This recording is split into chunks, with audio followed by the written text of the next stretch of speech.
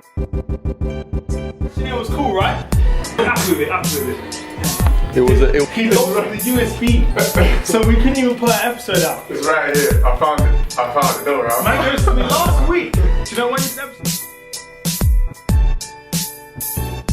That's not what happened. Yes, that's what happened. I left it in the studio. Go. 29. Yeah.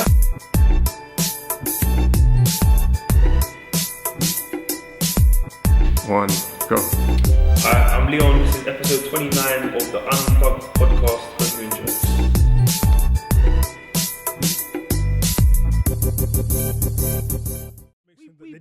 We banter each other a lot, yeah. As men, in a lot of situations, banter each other a lot. So it's like, how can I be vulnerable with you today and be like,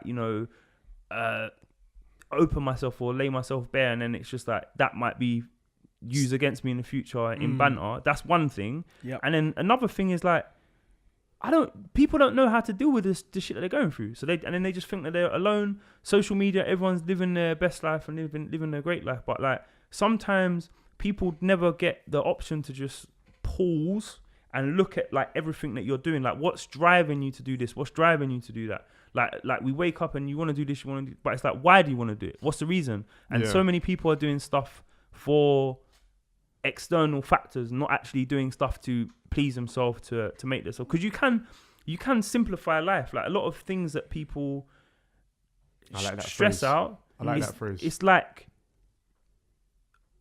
you can sort it out. Like, it's like you complain about this, but then you do this. So it's like, don't help yourself. Listen, yeah. The amount of times I've had this conversation with people, like your problem is here.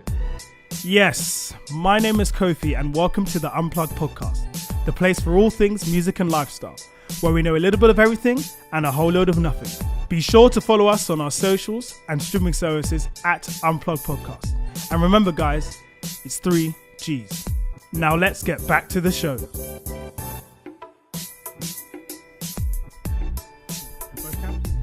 that recording?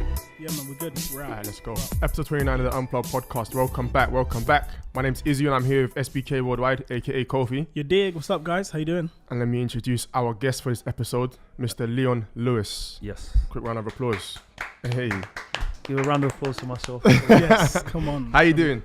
I'm good. I like that. Looking like you got a fresh trim as well. Yep.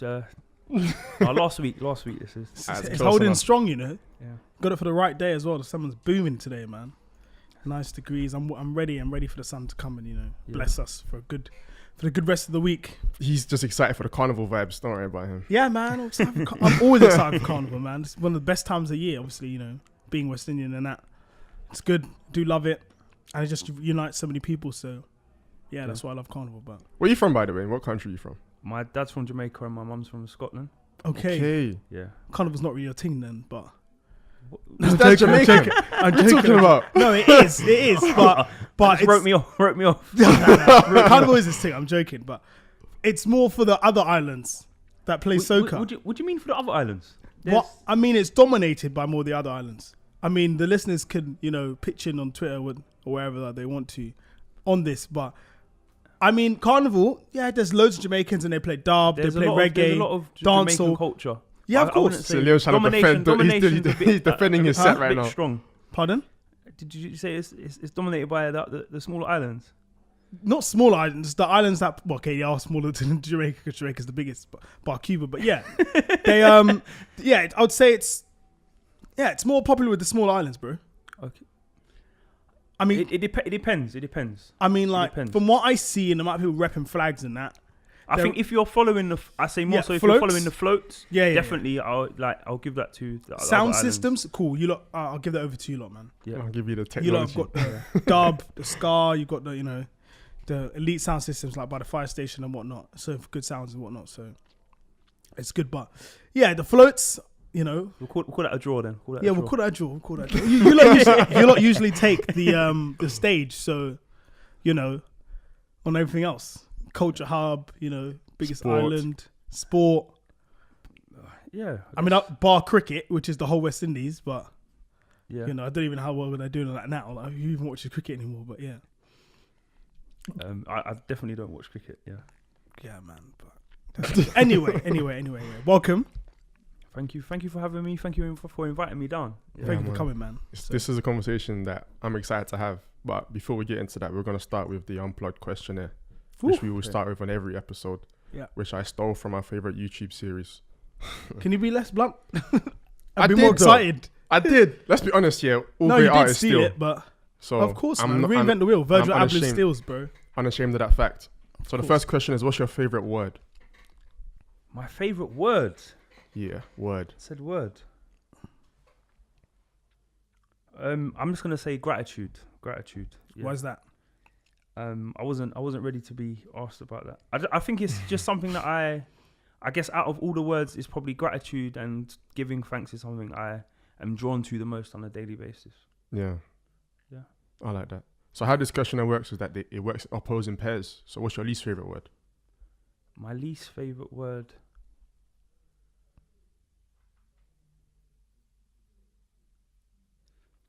Yeah, I don't think there's a word that comes or springs to mind when I haven't got one. Nothing. But there's not one word like you like.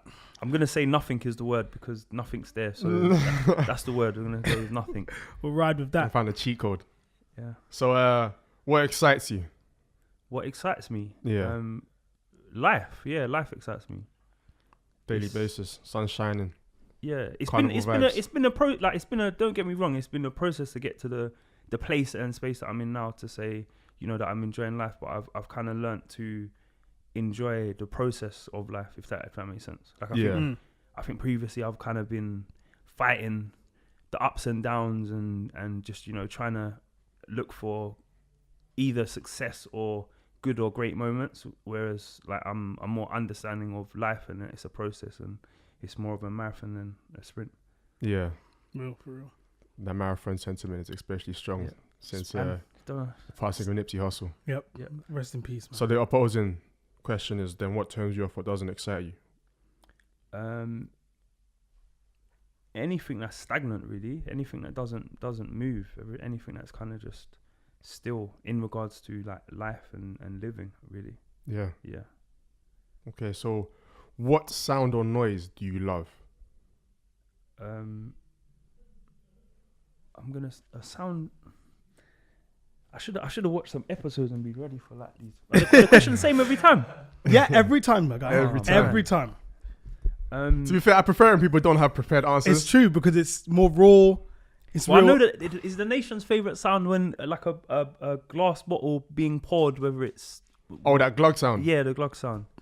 I didn't even know that. Yeah, I didn't know that. But I can understand the sentiment. I think that's a very satisfying sound, though. Yeah. Because you know the nourishment that's about to occur on the other end of that action, innit? It's like, whoo! When you just pop that champagne and you hear that, or that juice in the morning. It's orange juice. You wake up in the morning, you're like, cool, you have a breakfast and you have that orange juice. And cold pressed, fresh orange juice. Yeah, I'm going to go glugging. Yes. That's my favourite sound. There's I talk about Swedish family a lot, but I've got a Swedish cousin and there's a drink out there called glögg, actually. It's a Christmas drink. Shit's horrible. What's it like? What's its base or? I don't know, but if I had to describe it, it's like liquid licorice. Okay, I can't. That's awful. Yeah, licorice is disgusting as it is, and they love licorice out there. So glögg is just. But to be fair, like once you have it a few times, you kind of get used to it, and you have like these cinnamon biscuits, which obviously like all the sharpness of the taste. But the first time you drink it, I promise you won't like it. No one does. It's one of the things that no one likes, but you just do it because it's culture. Yeah. And then you get used to it. Yeah, you Swedes are moving a bit mad. I can't lie. So what sound or noise do you hate? What sound or noise do I hate?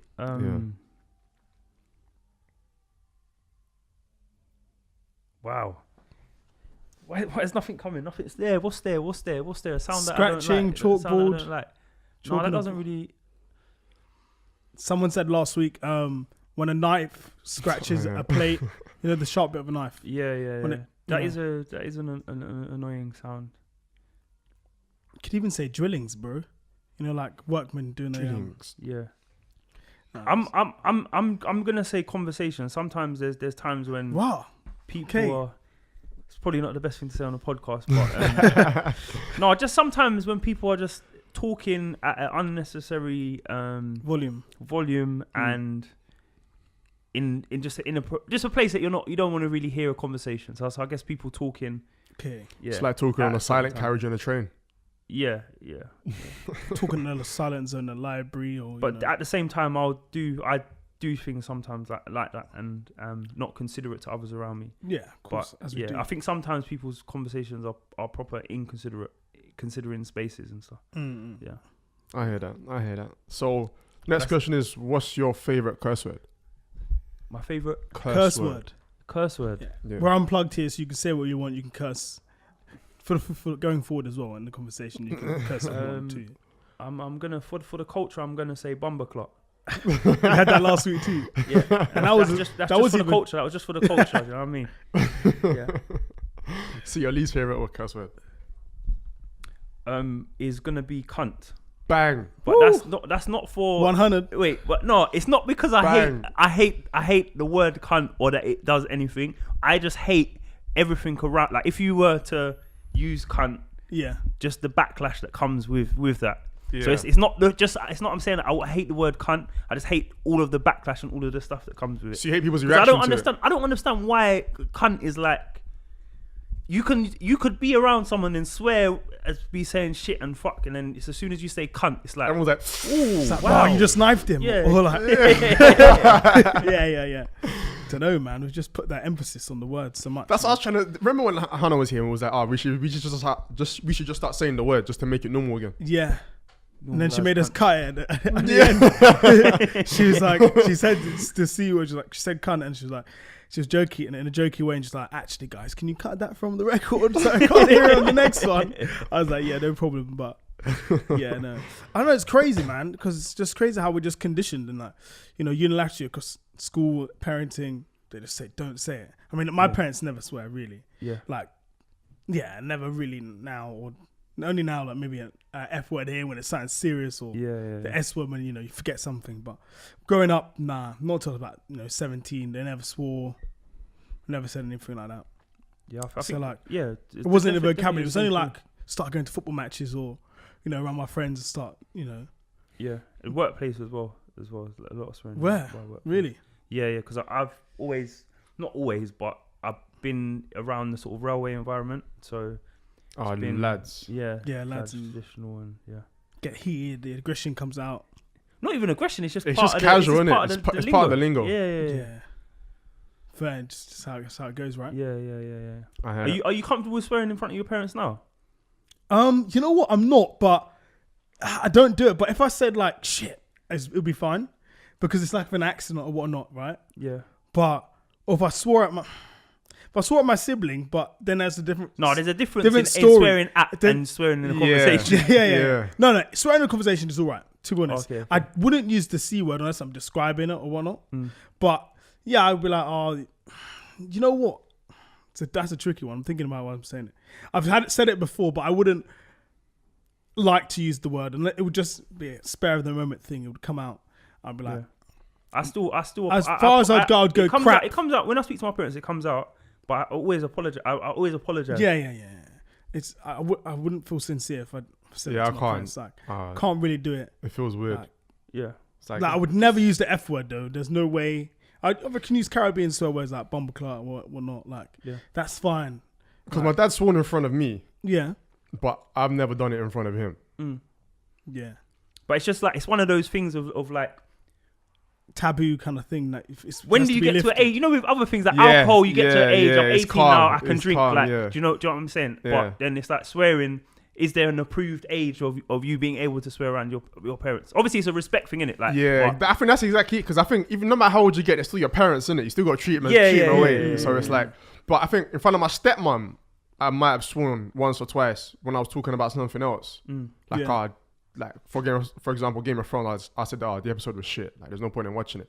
Yeah. And she was like, didn't bat an eyelid. It was calm. But I don't get backlash from my mum. But it's just like because sometimes swearing is just how I express myself. Yeah. But sometimes it's like there's not a better way to express something than a swear word. Yeah. Like for people, it just feels gratifying. Yeah. So then, I always end up apologizing. But yes, next question. I'm ready for the next question. Calm. So we got 3 more questions. Yeah. The next one is that 3 more questions or 6 more questions? Just because no, it's 3 more. No, questions. 3 more, but obviously we might have a so one conversation opposing between pair them, and then one. Oh, okay. Yeah. Cool. So, what profession other than your own would you like to try?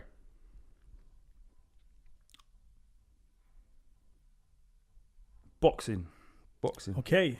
Yeah. You've been watching too much Anthony Joshua, innit? Deontay Wilder, innit? Gassed up. Knock him out the other Speaking, day. I'm not be knocking these people out. Canelo. It must be that Canelo. I'd like to. I would. That's one thing I would have liked to have pursued at a younger age was boxing. Have you ever boxed before? I haven't sparred. I've gone to Training and sparring. And I've gone to. I'm not sparred. I want to spar. I want to spar so bad. Fucking exhausting. I promise. Because I'm a footballer. Like I kick ball, but stepping into a ring, I can do maybe 3 rounds and then I'm completely gone. Gone. Like I'm literally dragging myself out of the ring. Like I'm gone. I just want to experience this. I want to have a proper fight, but I just want to do sparring as well. Like I just. Well, you know what you could do? You could train for a few months, sign up for like one of those charity bouts. One of my friends did that, and he liked boxing. He loved the game, and then the charity bout came at uni, and he was like, "Cool, yeah, I'm gonna train." He trained for like 6 months, went to training every week, 2-3 times a week, and then boxed and then won.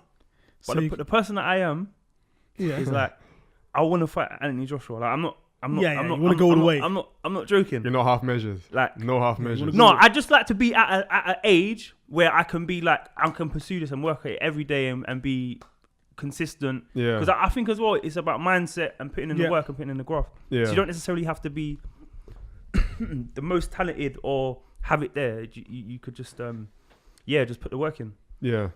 Because even Anthony Joshua, he's been improving as a boxer 100% in front of us, like, you know. Fam, man, he needs to get in front of Deontay Wilder. Fam. He does, man. I don't care what anyone says. He needs to step in that ring in front of Deontay Wilder. Yeah, 100%.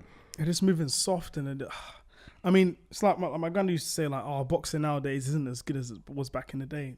It's not though. The past 10 years of boxing compared to the 10 years before that, don't compare. And as well, it's like you can't hold any L's at the moment as well. It's like there's no humiliation. There's no losing fights. It's like everyone just wants to have that clean sheet. Yeah. Whereas before, like all of the champions have lost fights and come back and yeah.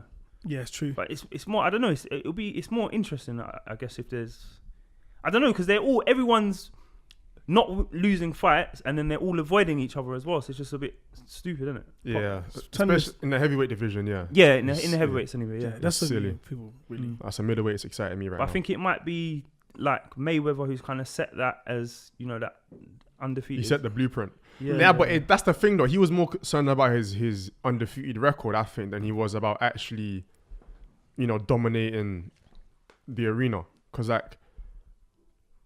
anyway, we'll get onto that. We might get onto that at some point. I'm gonna go off on a tangent here. I do this all the time, innit? We do still. So what profession? What would you hate to try?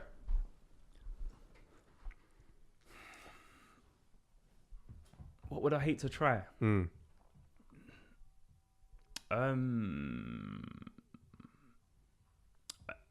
Working on like an oil rig or something.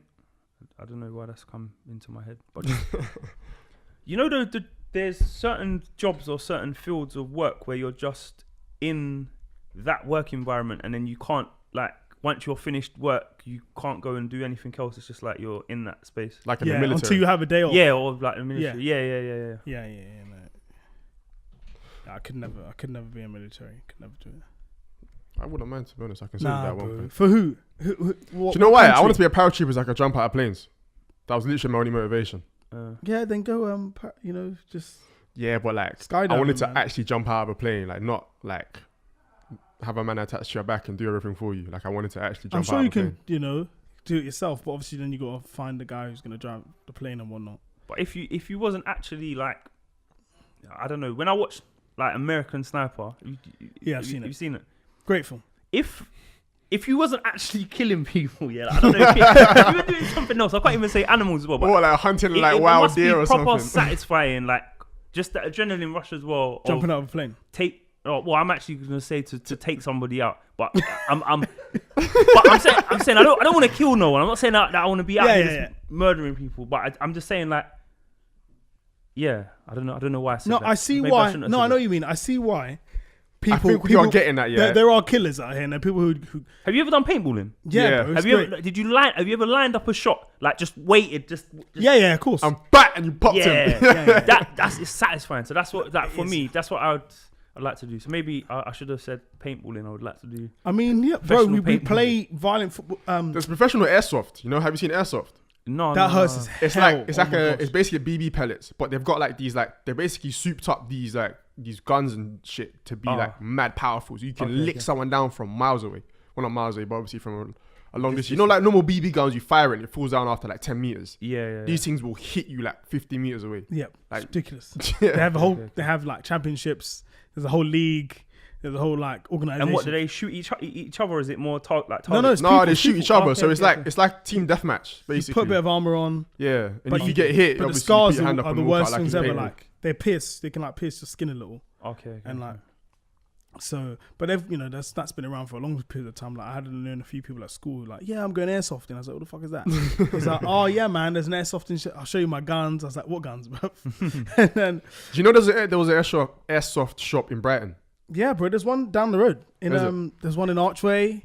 And because the thing is, the guns are Crouch mad End. real, like proper sniper rifles. And Yeah, shit. literally, they've just been modded Okay. to be like, so yes, shooting someone with a sniper rifle. That's the only thing you can't do in paintballing. Like Yeah. Delta Force don't supply that. I'm afraid. Yeah. Like you can't snipe no one. But yeah, no, I do think about it sometimes. Like we know watch loads of action films and stuff. It's like I would never kill anyone, but I'm just like, why do people kill people? Like what's the rush that you get? Like once you take somebody out, or even regardless for being paid for it or not. Yeah. Like But for me, sometimes it's just the back of your head, like they'll be like, what kind of sensation would I be like? It would be interesting. I wouldn't know, but then you can't go back from that. So yeah. I don't know. They're definitely not going to come back from that as well. Yeah. Well, yeah, if you sniped them, what if you missed though? You might hit the leg. Yeah, true. It's true. And And it you haven't depends got them, have you? on the caliber of the button, of the gun and the bullet. It's true. So So the But I'm saying for me, it will be the Headshot. sniper shooting. That is, yeah, I think that's something I would enjoy. Not people though. yeah, man, shoot some sacks, bro. Airsoft. I'm gonna Shoot look some into it. sacks. I'm on Google. No, definitely tonight. have a look, bro. Literally, you can go there. You go for a days out, or you have like a couple of days, and then you obviously get suited up. You buy gear, helmets and stuff. So and it's a proper big industry out there. So All right. good. So Next final one. question. Right. When you arrive at the pearly gates, what would you like to hear God say? That you done it. You done it. You made it. You done it. You got to the final chapter. Yeah, I'm I'm a person, I believe that God puts things into your heart for you to achieve and accomplish in your lifetime, and I think it's down to the person and the individual to fully fulfill their gifts and what they have.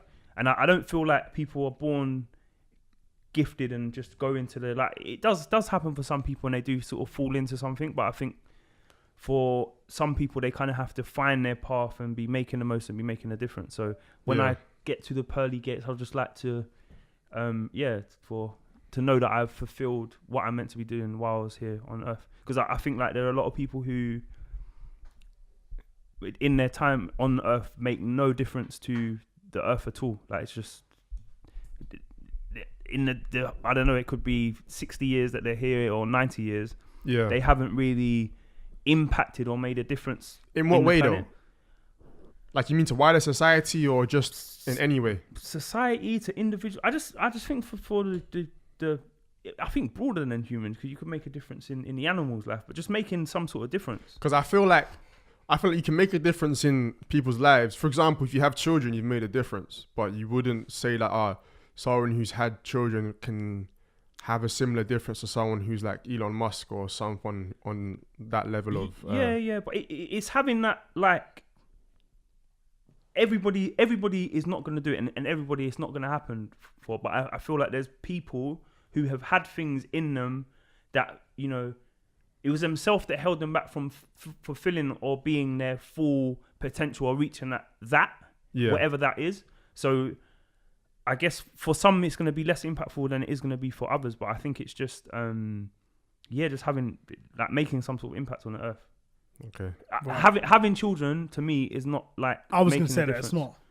not. Unless it may not be your time. So for example, you may not accomplish much in your life in regards to making a difference. However, you have a child, and then you just set your child up to be this amazing thing and create that to be he or she then goes on to do a madness in the world. Yeah. So that's my thing. Because I think that, I don't know, you could go and buck up with God and have a conversation. Well, whoever your God is, but just have a conversation. And it's just like, I expected a lot, a lot more from you. Like you didn't fulfill your potential. Yeah, I can't lie. I think that's my greatest fear as well.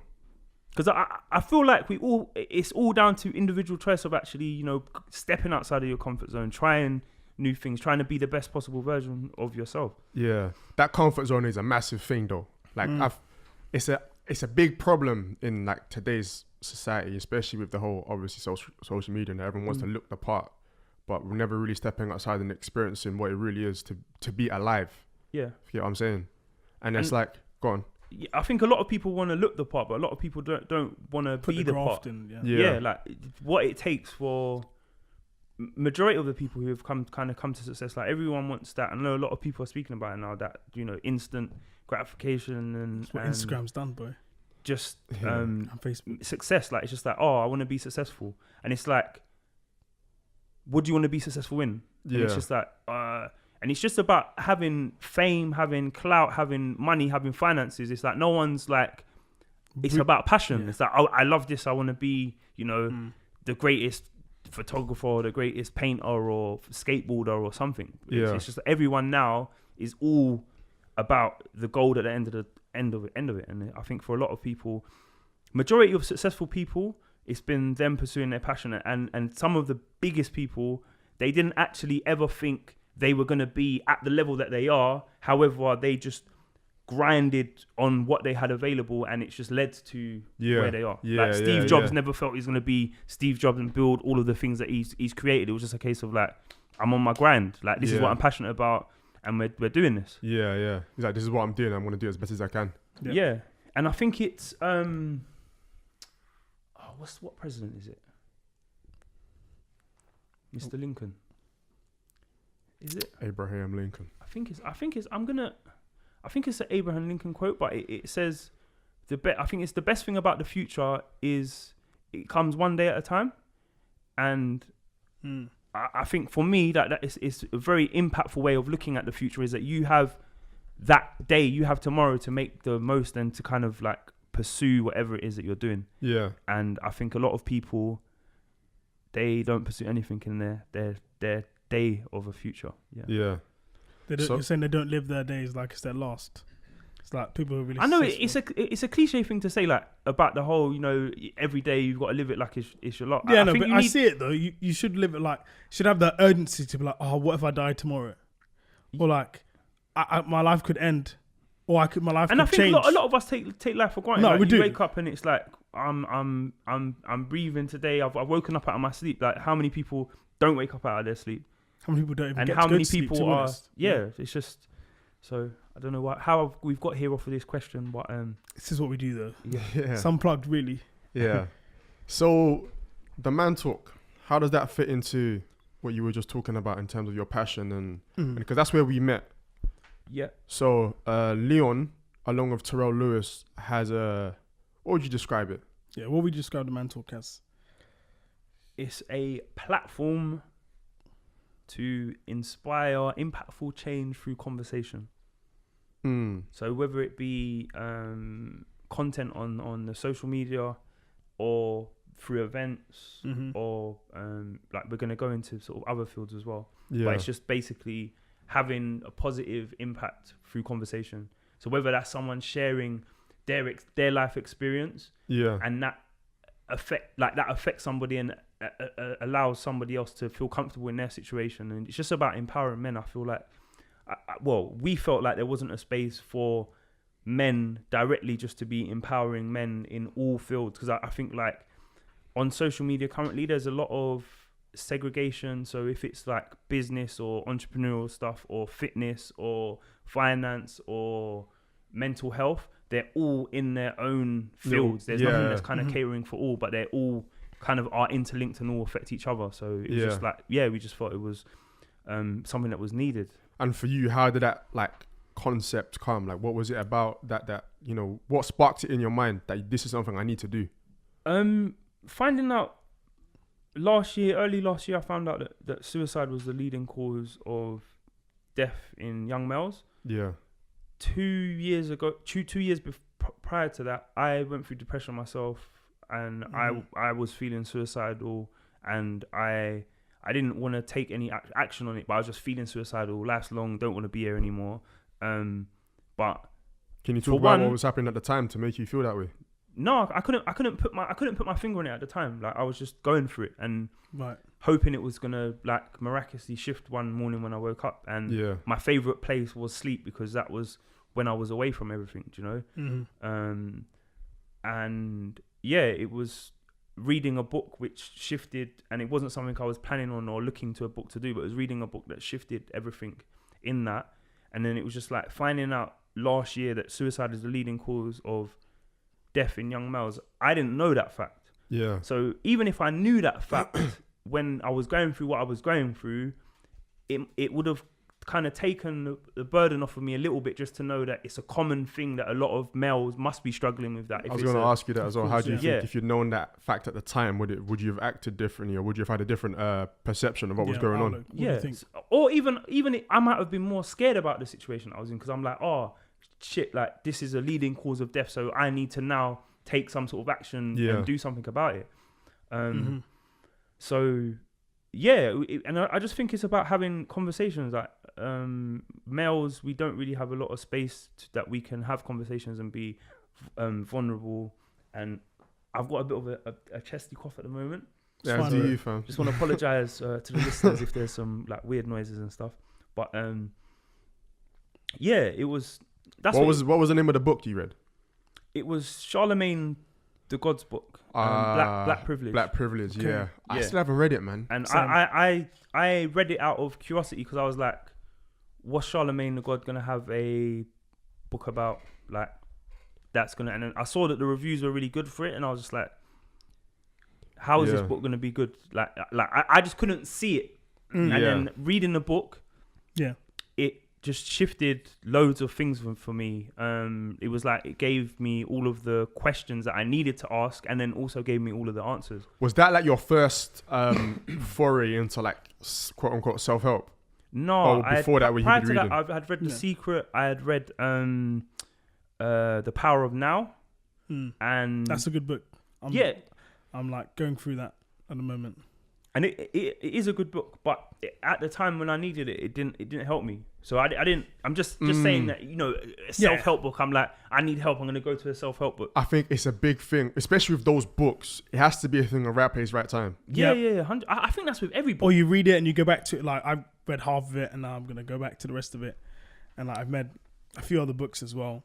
And it's like with me and books, I won't just say to somebody, like, I don't really like people asking me, what books do I like? Like, what books do I think are good? I like to speak to somebody and prescribe a book to someone. Yeah. Because off the back of me just saying a book's good, like, I know that there was a time that book was good for me, but if I read it like 2 years earlier, it wouldn't have been great. So it's not like when you're prescribing non-fiction or like fantasy. Those books you can prescribe to somebody just easy, because it's for everyone. But these books are like, if you're going through something, this will then enlighten you, and, you know, maybe make a change in an X months person's life. Yeah, I had a similar experience what you're talking about. I remember speaking to one of my mentors one time, and I was telling him about just a certain issue I was going through, and I was really looking for a book to do with that specifically. And the book he gave me didn't really cover that point that I needed to get touched. Like, it did in a weird off key sort of way. But yeah, I do understand what you mean by how, you know, when you're really, you know, prescribing a book to someone, it really depends upon their situation, and being able to make sure that you've it's like a doctor, you're prescribing them. This is something that relatable as well. It has to be relatable. And that's the thing that with everything in self-growth. Like, I go to church now. I'm into church, and I go to church, and that's only because faith has been made relatable, and it's been as well me reading a lot of these self-development, self-growth books, and seeing that a lot of the principles, because in a lot of the books, the principles are pretty much the same, but articulated in a different way. Or someone might go a bit deeper into it or take it to a different realm. But a lot of the principles were like biblical principles, and I was seeing that as I was reading it, and that kind of opened me up to it. And then my friend's mum invited me down to a church, and it was just like, which church you go to? Relatable to me. I go to the Tabernacle in Lewisham. There you go. If you want to connect. But again, like last year, if you asked me 9 months ago, I would have said like I believe in higher power. But I'd say you will never ever catch me going to church every Sunday. And then it's just like, this is the crazy thing about life is that you never know. I could argue with you today, like proper argue, go fully in this argument today, and then in 6 months' time have a complete different view and probably agree with you about the same thing just because my perspective, my viewpoints changed on it. And that's the thing about life is that you can change and shift as an individual. You can see different things differently later on in life. So it's just I'm just open to things at the moment. Like I'm open to stuff. So I always listen to what someone has to say. I always take it on board. But also, even if I don't agree, I try to understand from their viewpoint where they're coming from or how it could be that way for someone else. You know what I mean? In order to get like the middle ground to be like, cool. It's like you look at it more like a healthy, even if you don't disagree with something. So if you don't agree with something, a healthy disregard. So it's not like you're shunning them or you're completely ruling them out. It's like, I can see your point of view. So I can and we can both have a point of view. Yeah, of course. And as we're, we deserve to have, an opinion. Let me ask you this question then. Right. How much time do you think you spend inside your own head? Because just having this conversation with you now, I feel like you're like quite, you're quite wrapped up in who you are and a perception of yourself. And I feel like that manifested itself in what you talked about before in terms of your depression. But it was also the key to what made you be able to see a way out of it.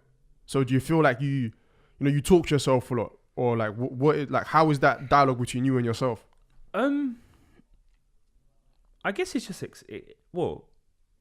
acceptance, I guess, of myself, of my situation, of who I am as an individual. Yeah. I try to not spend a lot of time inside myself and having a conversation about stuff. Like I think this is another thing that people don't really speak about is that you have a voice in your head, you have a conversation with yourself, innit? And I think that's perfectly normal.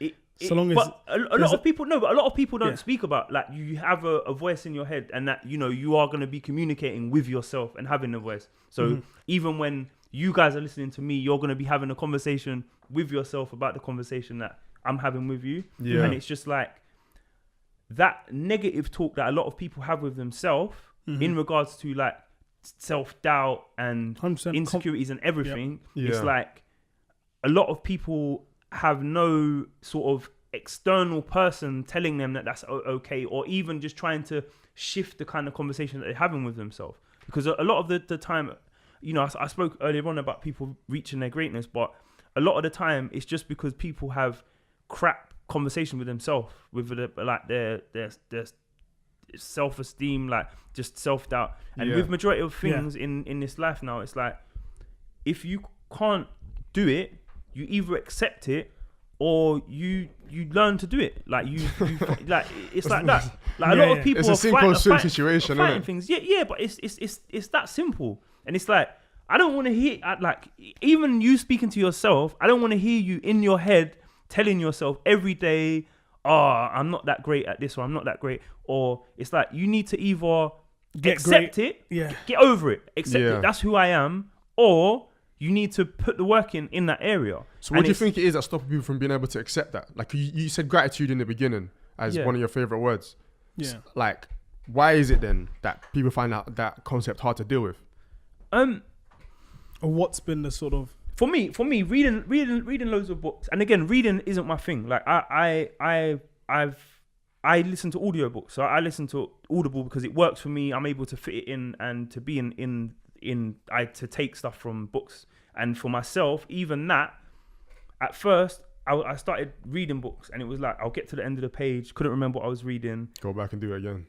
Go back and do it again, or it's just like, when am I going to read? I'm going to read before I go to bed. I get to bed, start reading. I'm tired. This is long. I say to myself, I'm just going to read a chapter, but like you read 2 sentences and you're like, this is long, and it's not sinking in because I'm tired. You know, I'm just gonna go to bed and then I'll read it tomorrow. And then books were taking me months if I was even finishing them. Like to finish a book, it was just taking me long. Yeah. So then when it was actually I was going through an issue in my relationship, and I was speaking to my godfather, and he was like, I was talking about The Power of Now because I was reading the physical book of The Power of Now, and then he was like, he listened to it on Audible, and I was like, okay. And then because I kind of look up to my godfather, I was like, so it's okay to listen to audiobooks, because in my head, because again, and this is why like he was cheating. This is why, because this is why I think the man talk is good. This is why the man talk is good, because sometimes the only perspective that you've created or what you have in your head is just through your experience in life and how you see things. Yeah. So to me, when I was in school or when I was in nursery, I was read to. Mm-hmm. And then they started teaching me how to read. And then when I started learning how to read, I then had my own books and I read to myself or I read aloud. And then I started getting bigger books as my reading improved. Yeah. So then I'm like, how can I go from me reading a book, because that's like me advancing, to then go to somebody reading a book to me? Like that's just how I saw it in my head. Yeah, you see it's like. And then as well, it's like, I felt like I couldn't keep up with conversations with people if I'm like, I'm reading this book at the moment, and it's like, well, yeah, I'm listening to the Audible version of it. It was just like, I felt I couldn't keep up in the conversation. So then having that conversation with my godfather, I was like, it's okay for me to listen to audiobooks. And then I downloaded The Power of Now, and the author, I can never say his name correctly. It's weird. It's Eke Tolo or something. if apologies to the listeners, I can't remember the exact pronunciation of his name. Yeah. But the author, he reads the book on Audible, and I was going to swear, but I'm not going to swear. It's boring. Very, very boring how he reads the book. So then that was my first experience of Audible. Yeah. Listening to an Audible book. And I listened to the whole book on there, but I was like, this Audible thing don't really work for me. Like it's not really for me. And then I was going through my sort of depression and low point at the time. Yeah. And then I downloaded Charlemagne the God's book. And Charlemagne the God... It's by Eckhart Tolle. That's The Power of Now, yeah. That's it. Yeah. Yes. Charlemagne has an entertaining way of speaking. It's relatable. Yeah. It's relatable for me. And then it was like, I was switched on. It was How just is like it listening though? I to a haven't listened conversation. to is it the same speed he speaks there like on the Breakfast Club? Or? Yeah, it's just like a conversation. So but it's direct and it's kind of in his way. Or do you find that it's him, or is it because it's an American style of telling a story that you find No, because it's him, but it was just a case of that opened me up now, because I'm like, okay, so I now have to think about who's narrating the book, who's going to be speaking the book, and because some books are great, but then the narration of the book's not exciting, it's going to be boring. So now I know that is one book. The Power of Now is a great book. Yeah. However, if you are going to listen to it on Audible, it's boring. But I can tell you that it's boring. Like, do you understand? Yeah. Whereas now, if I can just... This is what I'm saying about prescribing things to people. And it's like, I always communicate with people exactly what it is, what my experience of that was. But with Charlemagne, he exceeded my expectations. He speaks on like... he speaks on sort of the history of his hometown and slavery and distribution. It was just like, he exceeded my expectations of him putting a book together. Yeah. And he just...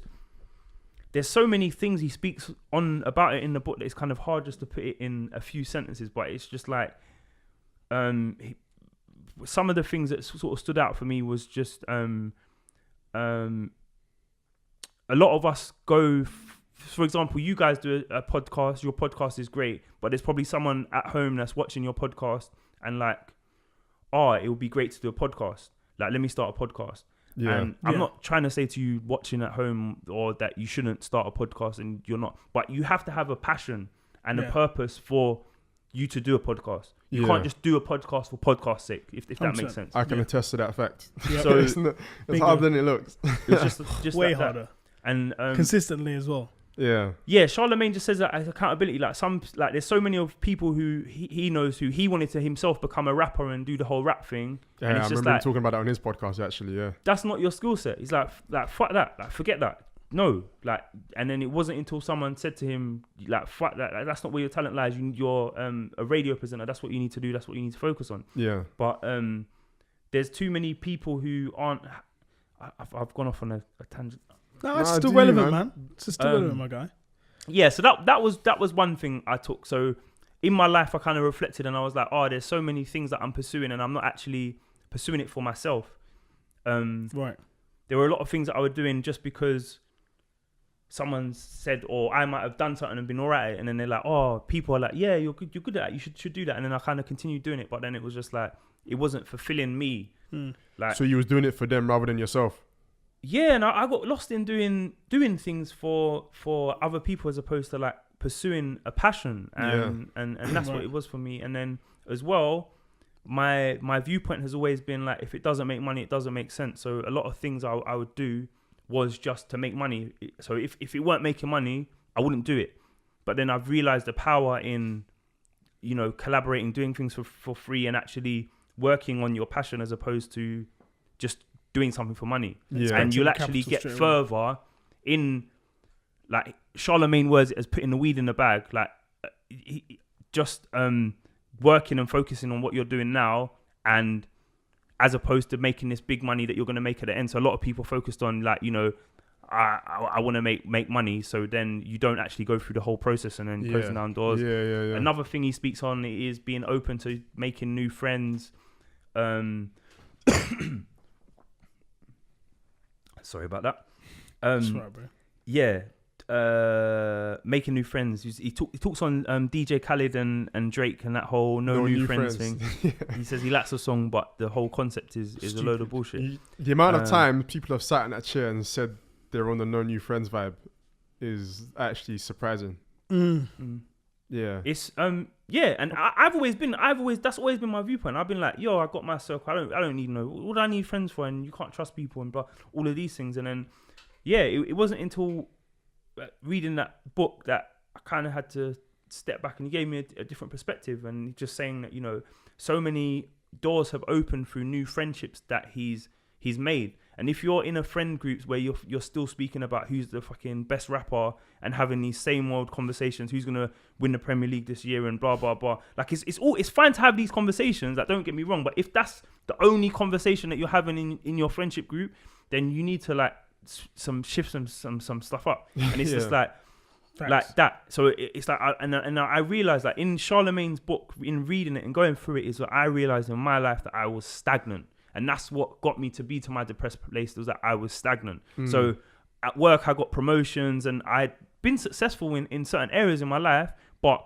it wasn't of my own work, if that makes sense. So today I'm going to wake up, I'm going to go to work, and someone chooses to, or someone might have moved on above me, and then someone chooses to put me in a new role. But I didn't wake up out of my bed today saying, I'm going to work, I'm going for this promotion, baby. I'm gonna put in this graft. They're gonna see me working today, and they're gonna get that promotion. And there's so many things that happen, and you kind of think you're leveling up and think that you're evolving. Yeah. And then you're like, really, I ain't doing shit. I'm just going to work and working. And then someone said that, you know, you're good at what you should be happy, or you should be. Yeah, and then you get promoted. But I haven't actually done. I've not gone. So and you haven't actually technically wanted it in the first place. Yeah, it's just something that you understand as a process of being employed. Yeah. So it just happens, but it's supposed to bring a remuneration, or brings remuneration and a so-called quote unquote happiness. But that happiness doesn't come, especially when you don't feel like you wanted it or you didn't strive for it. You may want it after when you get it. But I would look back and I'll be like,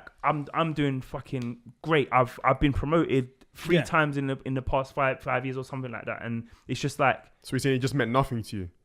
It's not that it didn't mean anything. It's just that it didn't come homegrown. It didn't feel. I didn't put the work in for it. So you feel like you didn't deserve it? No, I just went to work for somebody, and I was a good employer, and someone chose to employ me.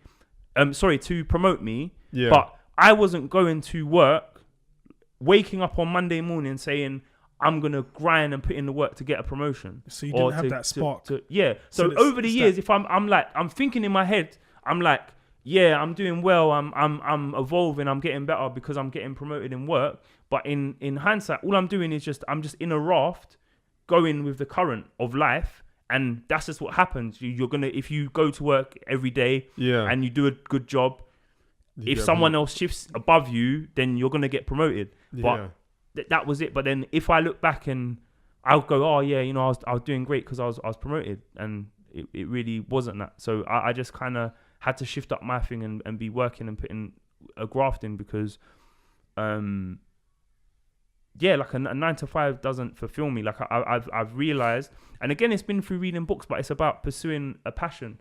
Yeah. And you may not necessarily have a passion, but just pursue something. Like just try it. It's a journey and a process. And like my life now, I'm enjoying the process of life. And I, you know, there's times I was battling like a negative thing happening or something bad happening, but I've realized that majority of the time, like these negative situations are things that lead you to growth, lead you to bettering yourself. Like, yeah. Because I wrote my car off in December. I wrote my car off. I went to overtake a car, and I went through a central reservation, and I physically drove through 2 sets of traffic lights, and it was like, it was a wake up call for me. Yeah. And I wasn't injured or nothing, and I kind of went through the process afterwards of, it was like probably the most, well, in fact, it was the most traumatic thing that's happened to me in my life, but I went through a process afterwards of, I just had to weigh up like life really and think about things. And then Cadet passed away a few months afterwards, and then it was just like, wow, like it's a real thing. So it was just like, now I'm just like, I want to utilize and make the most of every day. And it's all been a process and things kind of interlinking and coming together, but it's just trusting the process. And that's what I say to any and everyone, is just like, whatever situation or whatever thing you're going through, you need to trust and believe in the process. Yeah. And understand that, you know, even if you are going through this thing at the moment, it's going to lead you to your greatness if that's what you want to pursue. Because again, I think it's down to the individual and for you to put the work in to get to that point. Because I'm not like, I'm just creating. I'm just working on stuff. Like, I'm not in a level that, you know, I'm gonna go, oh, I'm the most successful, I'm doing this or whatever. But I just know I'm on my grind and I'm gonna get to wherever I get to. But I know that the grind never stops. So whatever level you get to, the grind never stops. Yeah. Do you know what I mean? So can always build more. Can always, you know. Yeah, I hear that. As long as you have that fulfilling spot, like describing that. Yeah. But even you won't want to stop because but even if whatever level you are at, if you're at the top, if you stop, you're going down. Gonna catch you. You're going to go down. You're moving behind. So it's just like that. And it's just like, even if you look at like brands, like how brands were like, for example, Sony had the TV market on lockdown. Like when I was younger, Sony was kind of the it brand to have. If you had a TV in your house like that, that was kind of the it brand. And then there was other brands like JVC that was around, and Samsung was never really a thing with TVs. And no threat at all. It was Toshiba. Yeah, like there's a bare Panasonic. Yeah, but all of them were kind of strong brands in the thing, and it was just like, yeah, if you don't evolve and keep up with the market, then it's just gonna. Yeah, look at BlackBerry. Yeah, lock off.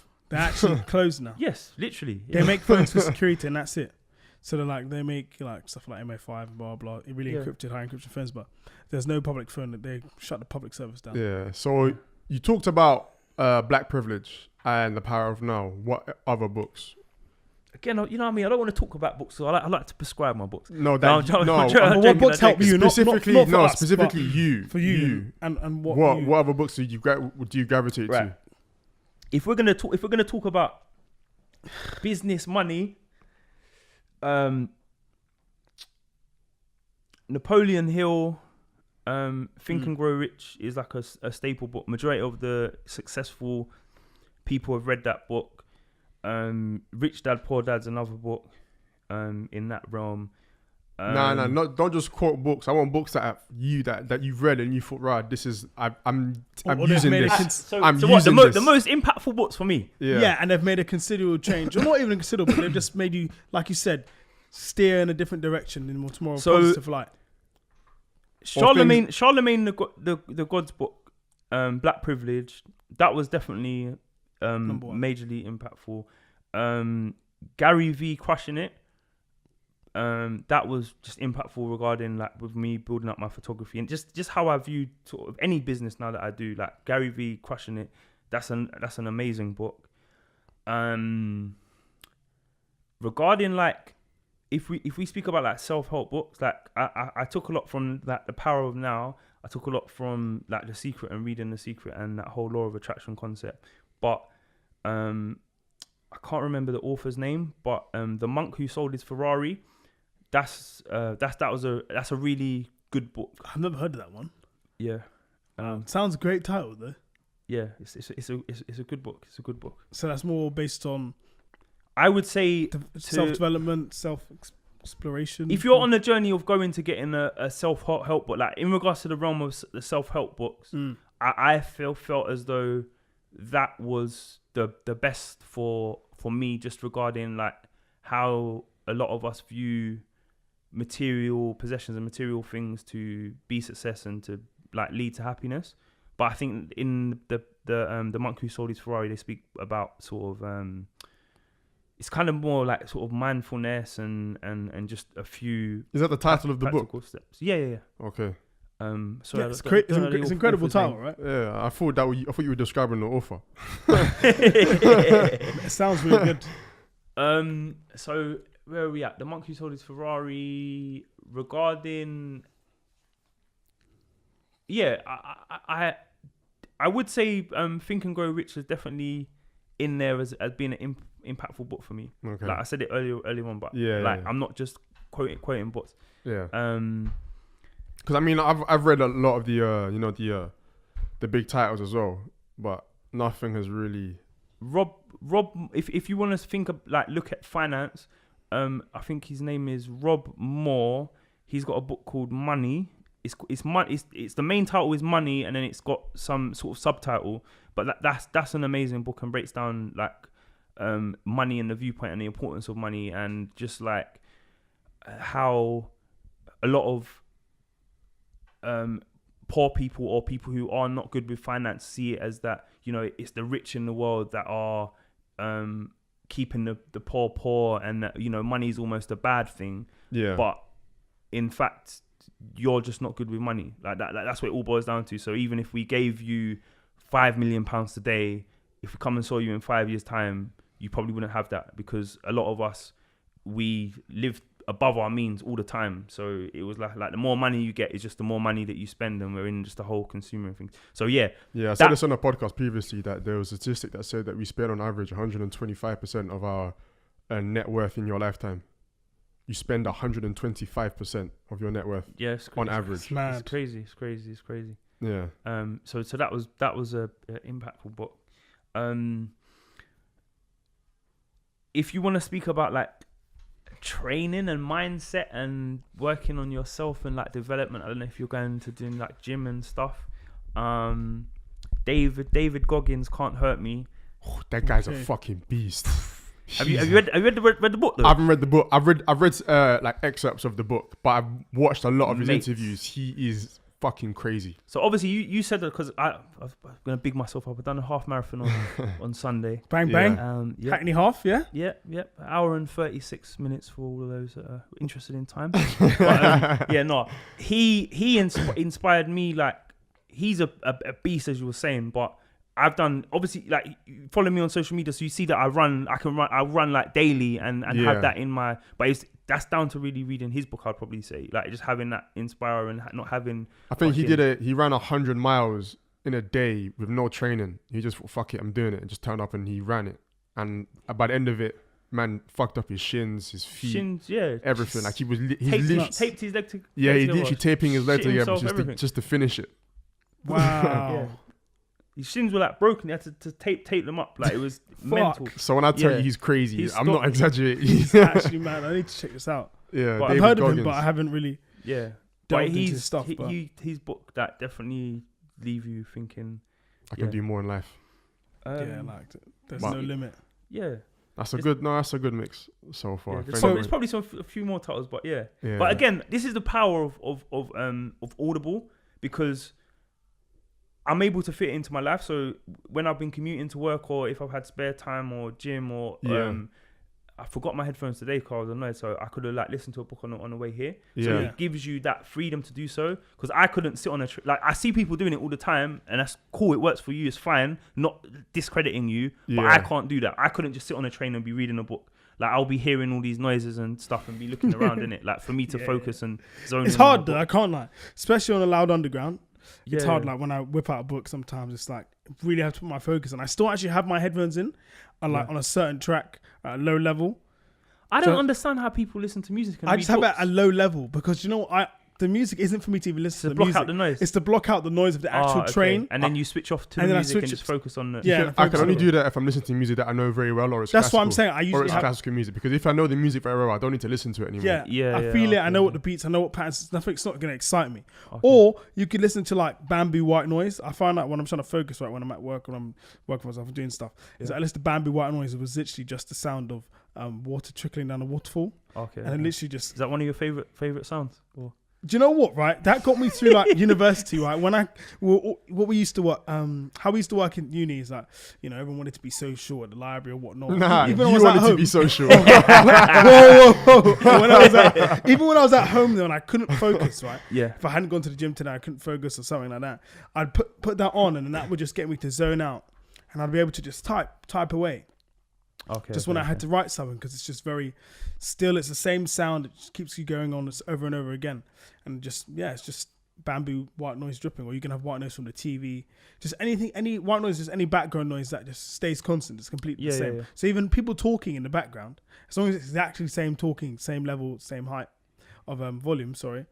That could be white noise. But yeah, it's therapeutic. It's calming. So you could try that. What's the thing called when they whisper in the ASMR. No, don't get me started. We talked about this last week. I can't let it's going to be a running thread through the podcast, right? I hate it so much. No, I ain't gonna lie. Like I watched stuff on YouTube, and it kind of it was a nice experience. Yeah, like they do stuff with the gooey thing, and they get it was a nice experience. It's soothing.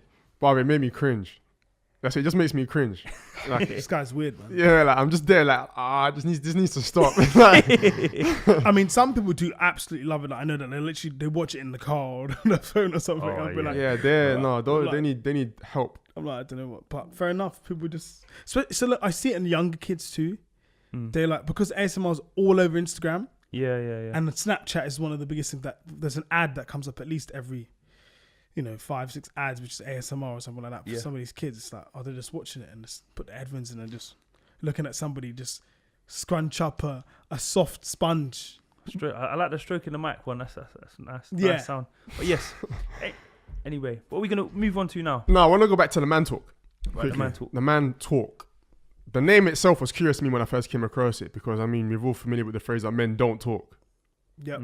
And so that was a nice little twist in it. So what have you found people's reaction to it has been? Well, I got the Instagram page, the name, and I've also got the Twitter name. We haven't started putting content out on Twitter, but I don't know how I got the name, The Man Talk in 2019. Like, it was just sitting there available on Instagram firstly, so that was a surprise for me. But it couldn't have come with a better name, because it's just like straight and direct to the point of what it is. And just on my journey of sort of self-development, improvement, everything, it's all communication, conversation. And I think that, men aren't speaking, men are suffering in silence, and there's a lot of issues that we go through as men. But have you felt like when you've reached out to people, they haven't been willing to talk, or they have been willing to talk, they just haven't had It's a culture, really, because they don't know how to we talk. banter each other a lot, as men, in a lot of situations, banter each other a lot. So it's like, how can I be vulnerable with you today and be like, open myself or lay myself bare, and then it's just like that might be used against me in the future in banter. That's one thing. Yep. And then another thing is like, people don't know how to deal with the shit that they're going through. So they just think that they're alone. Social media, everyone's living their best life and living their great life. But like, sometimes people never get the option to just pause and look at like everything that you're doing. Like, what's driving you to do this? What's driving you to do that? Like we wake up and you want to do this, but it's like, why do you want to do it? What's the reason? And so many people are doing stuff for external factors, not actually doing stuff to please themselves to make this. Because you can simplify life. Like a lot of things that people stress phrase. out. I like that phrase. It's like you can sort it out. Like, it's like you complain about this, but then you do this. So it's like, don't help yourself. Listen, yeah. The amount of times I've had this conversation with people, like your problem is here, right? And you want to be doing this. It's like just do your lifestyle has to be aligned with your wants. Like, your lifestyle has to be aligned with your wants. But a lot of people, they want this, or it's just like, it's like, okay, I want to get on the property ladder. But it's impossible to buy a property in London, blah blah blah. But it's like you're in the club popping bottles and doing all of this stuff. So it's like, what? How is that? What? Just because you can't afford to buy a property, you're gonna do this. But then, okay, but then if you stop doing that, then you'd be saving money. You'll be on your way. You may not have it straight away, but you'll be working towards that. So it's just like that, and it's like setting goals, focusing on them, doing all that. But it's just having conversations. And sometimes, if you can give someone a perspective or a viewpoint, for example, you've told me about listening to music on your headphones while you're reading a book. I'll be on the train. I'm like, how the hell do you do that? But I'm never gonna stop someone and speak to them. But it's not. And now you've told me what you listen to. I'm like, oh, okay, so that's interesting now. So I'm like, I might even try that out myself and see if it works for me. But it's just giving that perspective. Like I spoke earlier on about my godfather telling me about Audible and him giving a perspective and a viewpoint. So it's about that. Yeah. And like, obviously myself and Terrell put the event together. Like, we're not here to be like, we're the role model men and we're going to have the man talk. And we're just like orchestrating and getting men together to have a conversation. So we put together a panel and we have conversations that are to hopefully inspire men and to share things, but also to normalize them in a case of that, just let you know that they're just like normal men. Like, I think a lot of us put people on pedestals, but they are a normal person and they've always been a normal person. With majority of people, they've just put the bloody work in. Like, everyone just put the work in. Like, majority of people, like, you'll say, like, I don't know, Michael Dapper, Cardi B, like, some of them, there are some people who just go, oh yeah, they had that one, like, for example, Michael Dapper, he just went on Charlie Soft the one time and done his freestyle, and then that turned into a tune, and now he built that. And then Cardi B had that one hit and blah blah. But then it's like, no, they've been consistently pumping out content, and it's what they've been doing that has led and got them to the point of where they are and mastering their craft and improving. And it's just that majority of people who have success, it's about them being consistent and working on their craft. Yeah. So what do you see as being success then? Like, it's down to the individual. Like, I just say, for me, I think success is being fulfilled and being at peace. Like, just whatever it is that you need to fulfill you, and just being at peace and being cool. Like, things are still gonna come and affect you in your life. Like, it's just a part and parcel of life, and you have to deal with it. But yeah, that's it. Like, balance. Yeah. And that's one person I really want to talk to is Stormzy. Like, I really want to talk to Stormzy. Why? Yeah. Because he's just like, he's spoken. I haven't listened to all of his interviews and stuff. So I don't know if it's a topic or something that he's spoken about. But he's spoken on his first album regarding like him going through depression and all of that stage. So I kind of want to speak to him and unpackage that. But also just how he is as. He just seems to just have the humblest of settings in regards to where he's got with his life and where he's at. Yeah. He's not like a showy person or trying to do, like, you always just catch him in a standard tracksuit or something or whatever. If he's got like that's just how he rolls. Obviously he'll get a car or whatever, but if that's what you're into, that's cool. Like, do that. But he's not a person who, majority of these people, guys, people who have been successful or that would be classed as like some sort of celebrity, they sell or put this lifestyle onto people. Yeah.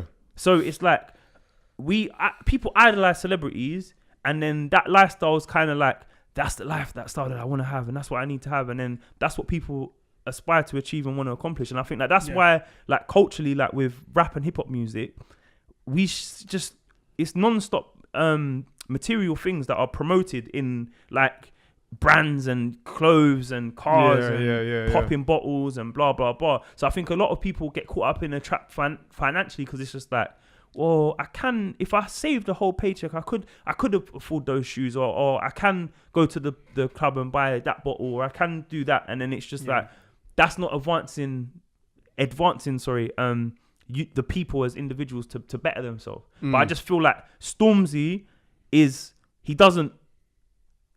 just feel like he doesn't share any sort of negative thing on, like, culturally to the people. Them that's basically it. So I just like to speak to him. Yeah, I might get it all because wrong. I see him. I see that he likes to banter people that criticize him. He does that quite a lot, which is kind of funny. But for example, the Vossi Bot track that he released. Did you see the little voice note he recorded? I think I heard a bit part of that. So basically, there was a guy who like must have sent him a VN on Snapchat or something. Yeah. Basically saying, "Oh, you're a pussy. You need to release some more music." Oh yes. So he drops that. I mean, he posts it on the Twitter and then he drops the song. Yeah. So like he likes to joke about, but that's kind of that made me laugh. I posted his tweet the other day as well. Is it? Because he said vegans think they're so sick. Yeah, that's the one. He's like, me. And then he was like, he made another vegan joke after in the comments. He was like, "Oh, don't come in and start throwing lentils at me." No, lentils. Lentils. Lentils at me. Yeah. I'm surprised he actually didn't get eaten corn for that though. I'm not gonna lie, because I'm sure a lot of vegans listen to his music because he's obviously. Yeah. No, but you just know that's Stormzy's. Yeah, but it's a joke though, isn't it? It's a joke. It's him, like.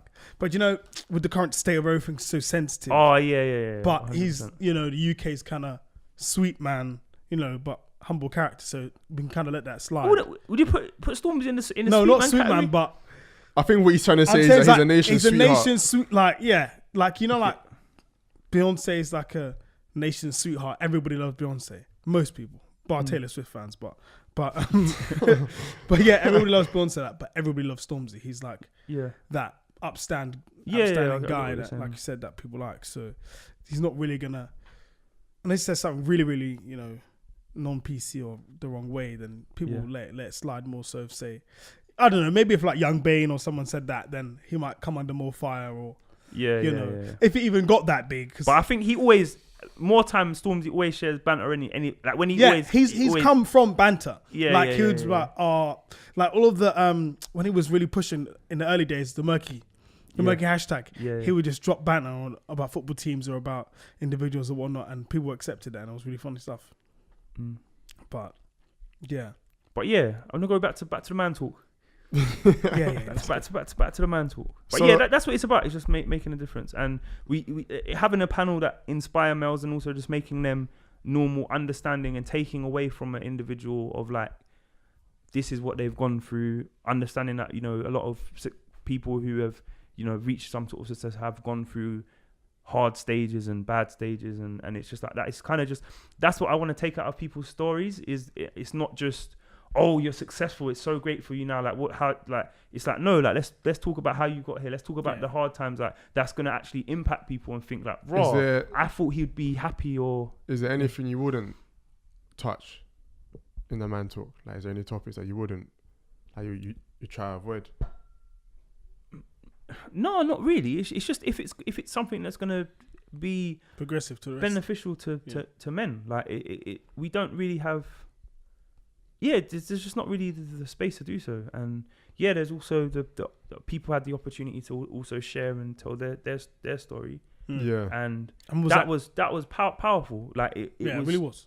It was just because I was anticipating and expecting people to more so just ask the panel questions, but that for them to share their stories and to it was an impactful and amazing environment. And was that planned like from the outset of like the whole conception of the man talk, or like to have that part where men come and can share their stories? I had it in my head that the basically I was going to question the panel and put questions to the audience.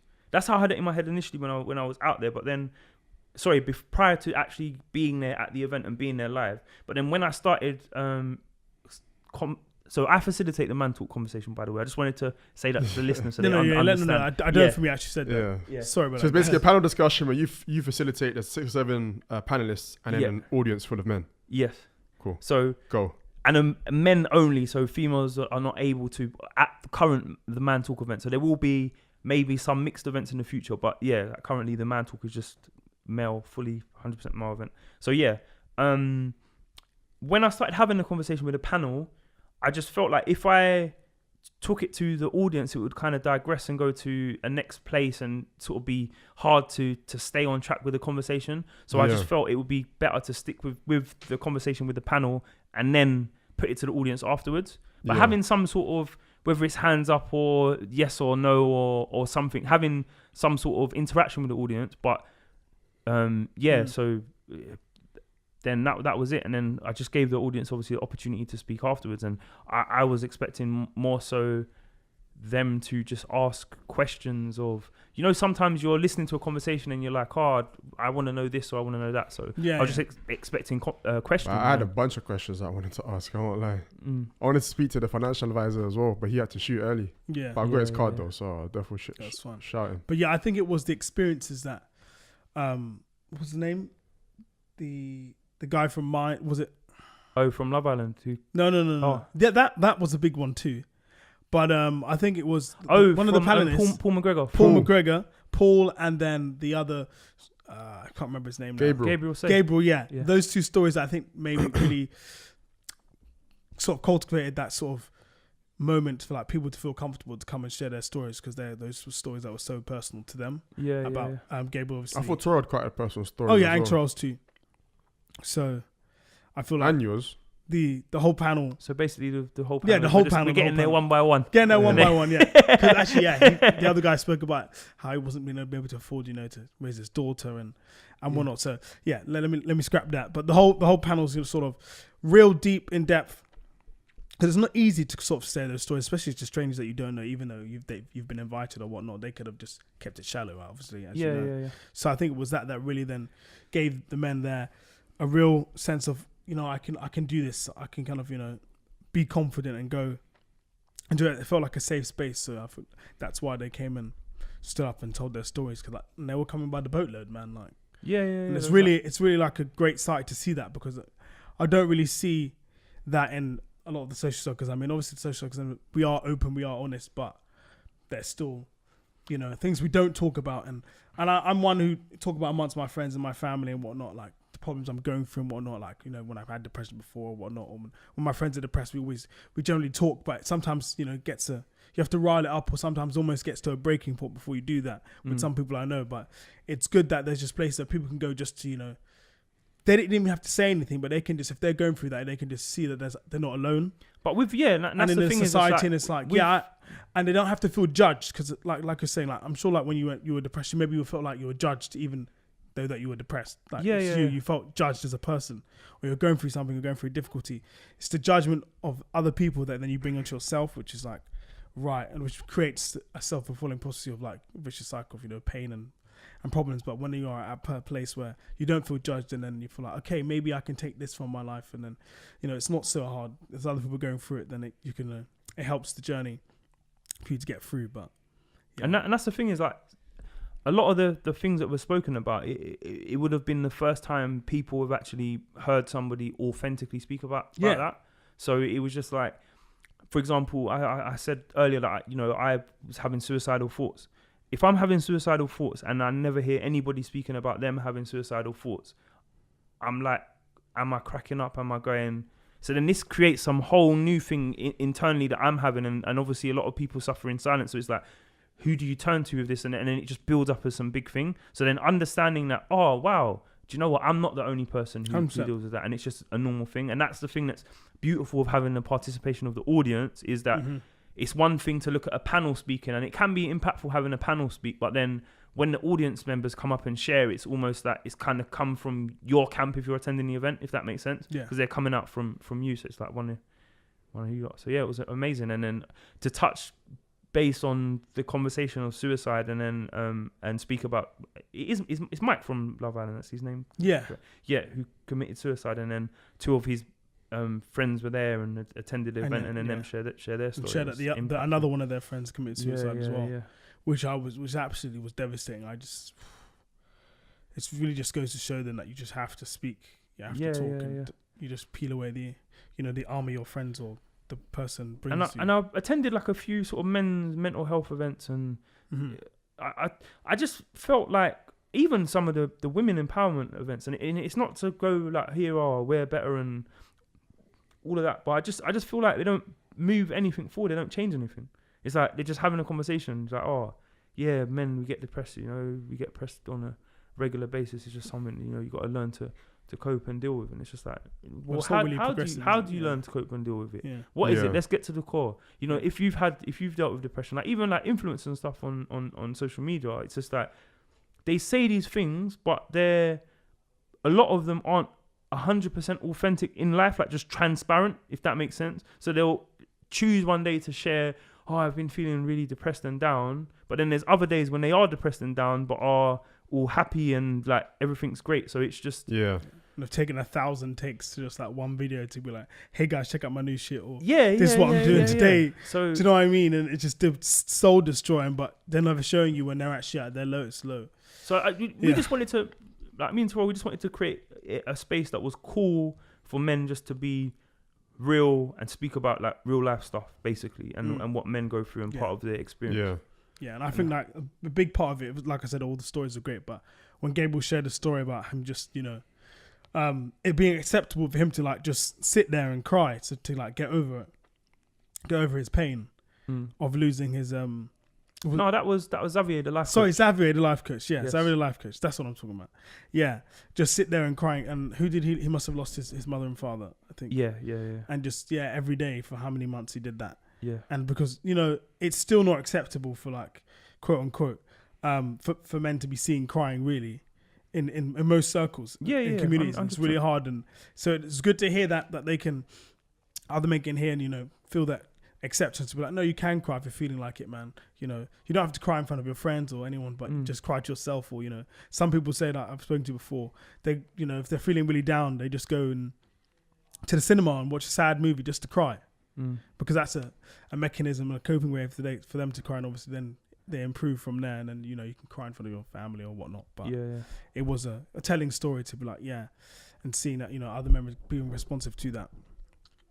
Because it is, you know, it's quite an illness. People say, no, you can't cry. You've got a man, you've got a bottle up inside, and it's really an infection. Really, when that happens, like I've seen that in front of my not friends, but people I know that they'll really be angry and they'll really, you know, be wound up, but they won't cry because they feel like it's such a defeat to them. And as well, because this is what we wanted to create with the Man Talk. Also, is just having. So we have Xavier, the life coach, and, you know, Paul McGregor, he came from Calm, which is a campaign against living miserably, who are the leading charity for male suicide prevention. So it was just like, I wanted to create, and it's not to say you've got to go with the panel, but it's just to open people up to say, like, you know, here's some financial advice, here's some like therapy, here's like just kind of almost a taster menu of what's out there to help you with the situation if you're going through a situation. And as well, like, some people who attended weren't directly affected by people's stories in regards to like they haven't experienced it personally themselves. However, I would say everybody in the audience would have somebody around them who was affected by that. Oh yeah, and 100%. Yeah. We just feel like now, and it's only after doing the first event is that we can really like change the world with the Man Talk and create. Because if a group of friends tend to say a WhatsApp group attend the Man Talk, it then creates a sort of safe space within that friendship group now to kind of have conversations and, you know, are you really okay though, and really speak and delve into things. Yeah. Because again, even the event after the event was amazing as well. Loads of guys hanging around and having conversations with like strangers and having like deep conversations and stuff. So, that was a unique experience. A very interesting one to have. So yeah. But you said real life. I wanted to change topic quickly. Photography, that's something that I do a lot of. So how did you get started in that? You touched on it briefly at the talk, but I don't actually remember, so I want to hear. Yes. Well, I originally purchased a camera because I was starting a clothing line and my friend was starting a bouncy castle company, and we just thought it made sense to invest in the gear as opposed to paying a photographer to do shoots on a regular basis to create content. Yeah. I do graphic design, so I could use Photoshop. Like I'm good with Photoshop, but I just didn't have a clue how to use a camera at all. I got the camera. I didn't teach myself how to use the camera. What camera did you at have? all. We got a Canon 5D Mark II. Right. You jumped in. You jumped in the deep end. Technical. We went horse on it still. For a first camera, you did well. It had a kit lens on it. I can't remember what the lens was on it, but I didn't know. I didn't even have it in. I didn't even know what settings I was using on it. I was kind of just twisting and playing with things and just trying to see what happens and working it out. And the content that we created was good anyway. It was good enough for what we was using it for. And then my camera was kind of just sitting redundant. And then I started dating an influencer. Yeah. And I used to take a lot of images and stuff for her. We was together for 2 years. So I was doing loads of content for her, and then that got me sort of passionate about photography, and also it gave me a perspective from the other side of from having a model and someone who's on the other side of it and understanding the behind the scenes. So I thought, I'm not trying to say it's only my edits that make my photography good, but I just thought that a professional photographer was booked because you give them a camera and they know what to do. Bang, they'll capture the shot and then they can just give you the camera back, and it's just there you go. Yeah. But then I didn't realize that there was a thing called Lightroom and that people edit their pictures. My favorite thing to say is I'll fix it in post. Yeah. Honestly. Yeah, but I'll fix it in post. I didn't know I didn't know that was a part of photography. I just thought that you just take a picture on the camera, and then it was just obviously previously I was looking at my pictures and then I was like, oh, my pictures don't look as good as their pictures do. It's obviously it's not if it's not been edited at all. And it was just understanding that side of it, and then I was just like, wow.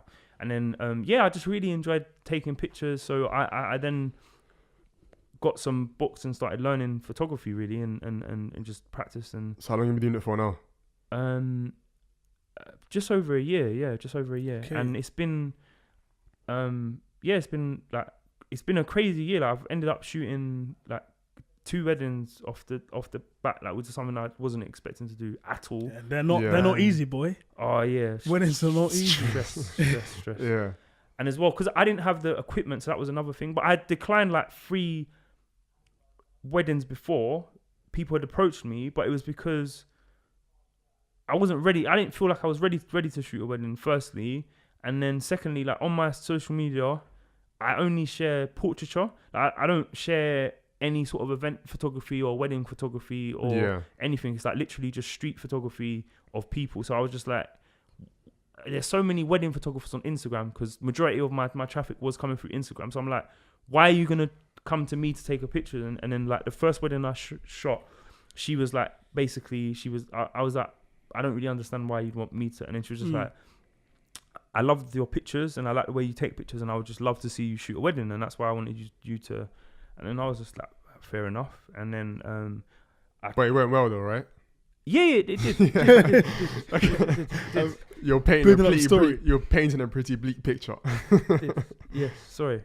But, so she was happy, she was pleased. So how was the experience of going from because I can't lie, weddings, mental. I've been approached to weddings as well, but I just I turn them down every time. It, it's it's just. But how was going from I'm not really a wedding guy, I do everything else, obviously you as a person who's very much into your mental, very much into you, what did you do? You got to step into it. It's sometimes when you got there, you figure out as you go along. You just got to go into role. But that's for me. That's what photography was. Because even if you got, I've never been trained how to use a camera. It's I've always self-taught and watching a few YouTube tutorials and stuff. Yeah, picking up books and that. Yeah, manual shooter as well, just to put it out there. Yeah. But no matter. So I could teach you how to shoot today and the settings for today, but they won't be the same. The light's going to change tomorrow, and the light can shift a tiny fraction, and then it completely changes what settings you're going to use and how you're going to put together the picture. So it's just a lot of practice, and again, if I had the mindset of just doing photography for money, I never would have got the following or the recognition that I'd got in the time that I had been doing it. It was just literally being on my grind, collaborating and working with people where it made sense, and just putting in the work. And this is, I guess, through reading Gary V's book, but if you take money out of the equation, if you're passionate about doing something today, you're doing your passion. Like a lot of people are solely focused on money. So for example, we're doing a podcast today.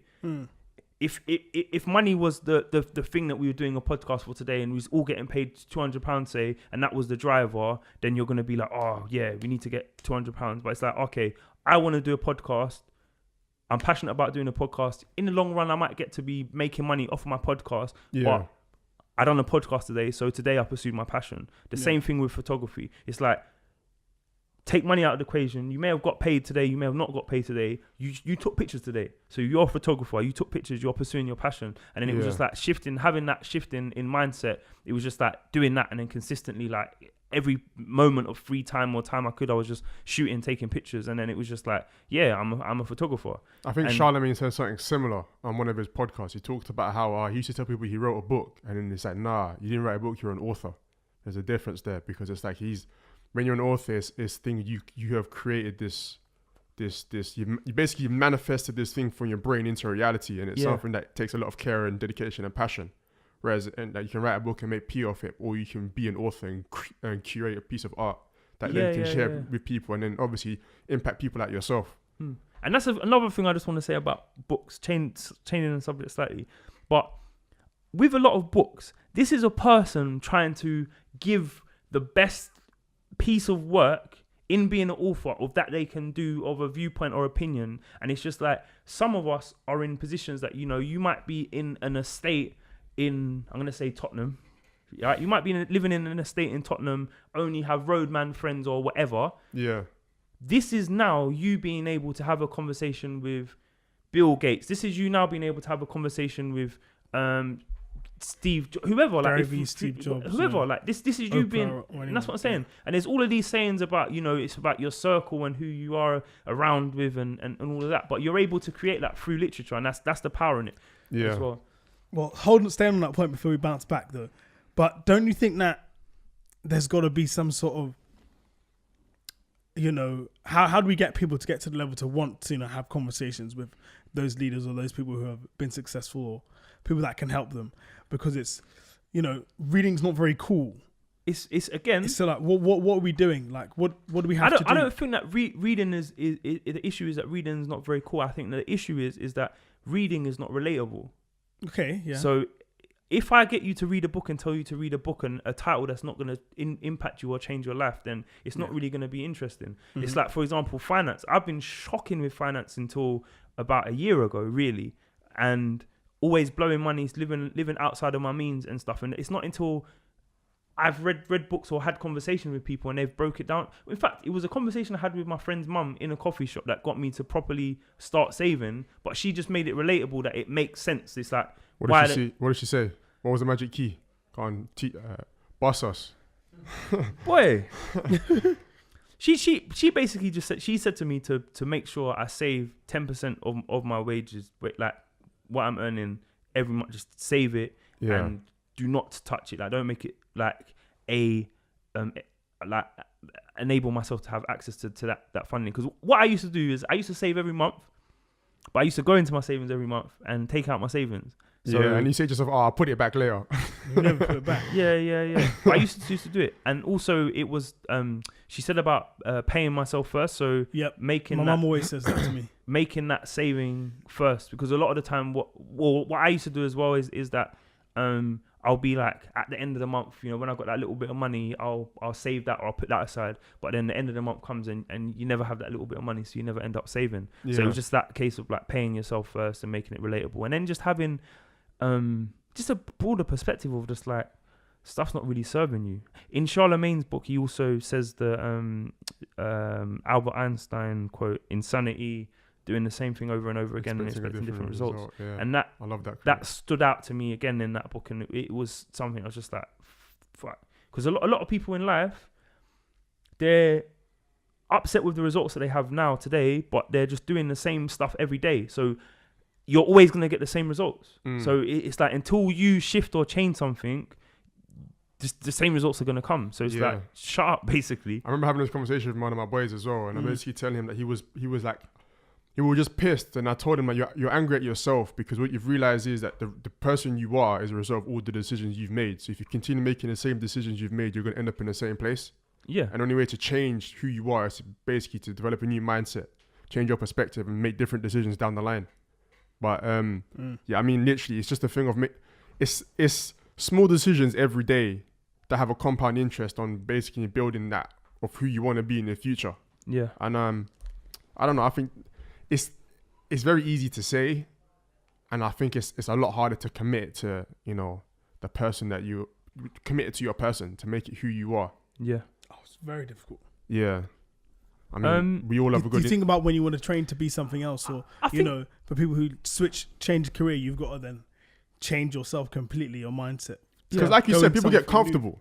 But again, I think it's having conversations. If you're surrounded with conversations of people that are making you, holding you accountable. Yeah, people. If I say to you, the way you're living today is crap. Like, why are you waking up at this time? Why are you doing? And then it's just like you've now got to think about that. Or if I had to share my story and say I wasn't up at 5, I'm just in fact I was up at 5 today. So I was up at 5 working. But then it's just like, okay, it's possible. And then if you break it down deeper and say, you know, it is possible for you. Tomorrow you can change, because we all have this, like, we've created this whole character, you know.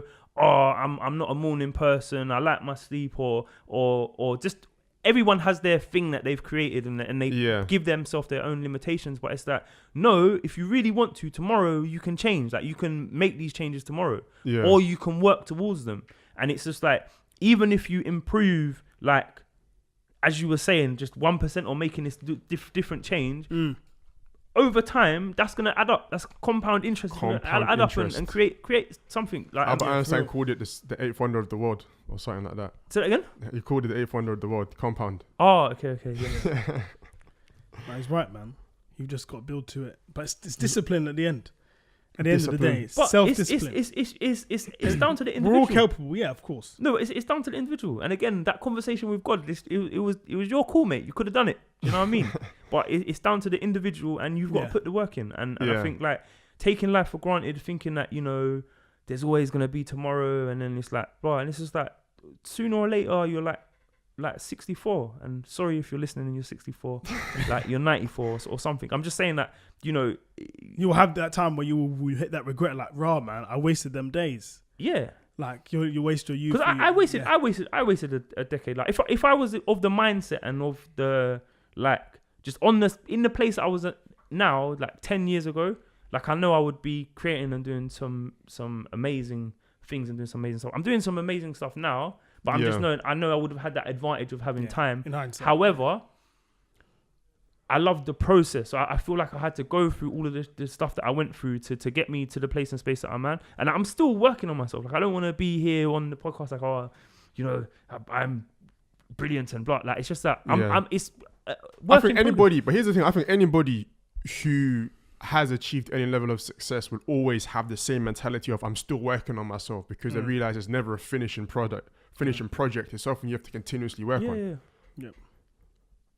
Sorry, I got bugged out for a second. I was making sure this was still recording. Yeah, it's continuous process. But you said dedication. Bruv, you run every day. Why? Why do I run every day? Yeah, I don't enjoy running. So why are you doing it? Why'd you do it? Because, again, what does it do for you? I read books, and I watch some YouTube content and interviews and videos and stuff. And because these aren't they're not like 5-10 minute runs you're doing. You're talking about 5-10K. They're like 25 minutes. 5-10Ks I've done. Yeah, like a few months this year. I've ran like every day of the month but I've given myself some rest. But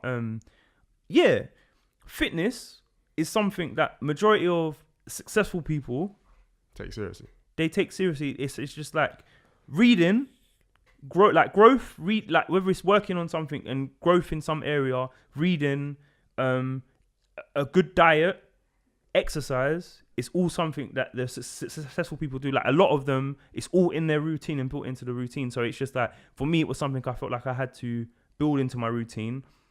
Going to the gym was not always the easiest to fit into a routine, whereas running, I can wake up, put on some shorts, throw on trainers, and then I'm out the door. Like it's not a long thing for me to do. Whereas if I go to the gym, I got to go travel to the gym somewhere and do that. So it was just easier for me to fit into my routine. And again, I think reading David Goggins' book, like he got me. Got you gassed up. No, he got me more on the running thing. I ain't gonna lie to you. David Goggins is hearing his stories, and I started entering competitions and stuff. So I done the 10K breast cancer run, the winter London run or something earlier on in the year, and then I done the Hackney Half Sunday just last gone, weekend, and then I signed up for the marathon next year. Woo! But I feel like you know what? I ain't gonna lie, yeah. The likelihood of you signing up to the marathon and getting selected is low, yeah. But how does that process work? I've always wondered.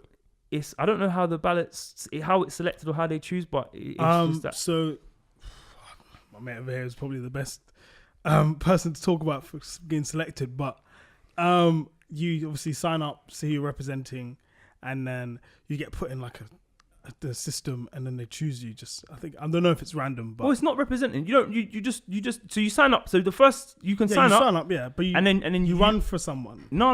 You run sign for a up. charity, No, you sign up.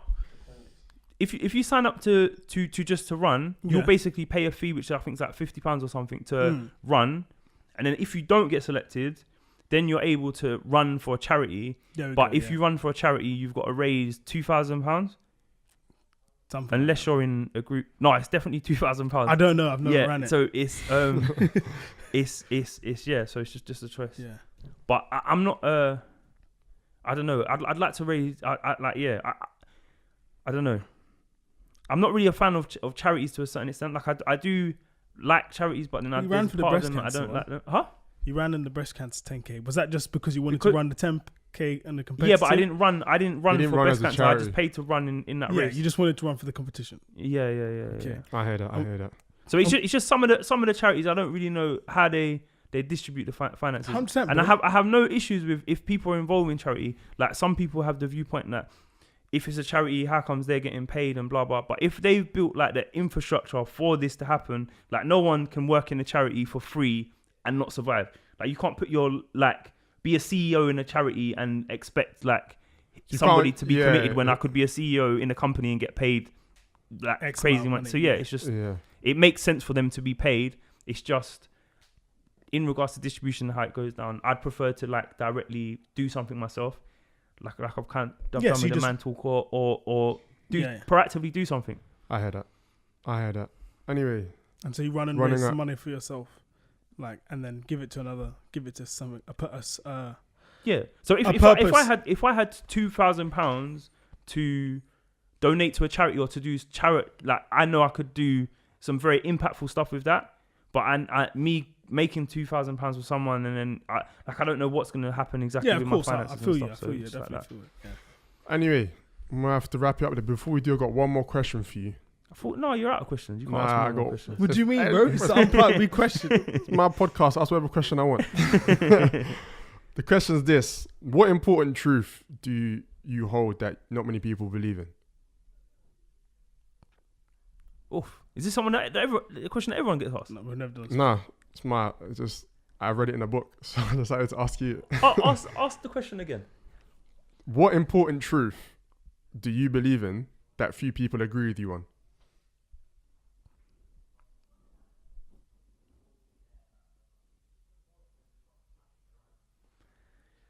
I ain't got nothing for you there still. Or what do you believe in that take your time. That less people, or that you get a lot of backlash for. That people not don't even believe that. People doubted you, or that people give a lot of ignorance. I'll ask you one more time. I think right now, yeah, I'm making the most of my time on this planet, on the earth. Yeah, so I'm a photographer. Yeah. I've also got the Man Talk. And you're a runner. I do running. And I do events as well. I also do graphic design. I've got loads of things that I work full time as well. I work full time. Look, I don't really share on social media that I work full time, but I work full time and I work all of these things around it. So I just feel like a lot of people are.